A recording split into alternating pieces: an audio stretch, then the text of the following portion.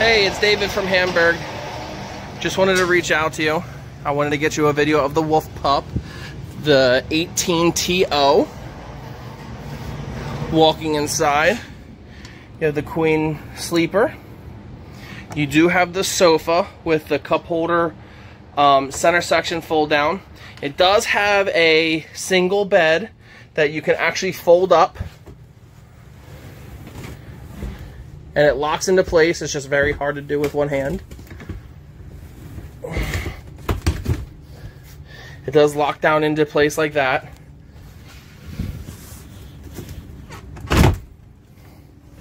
And it folds down.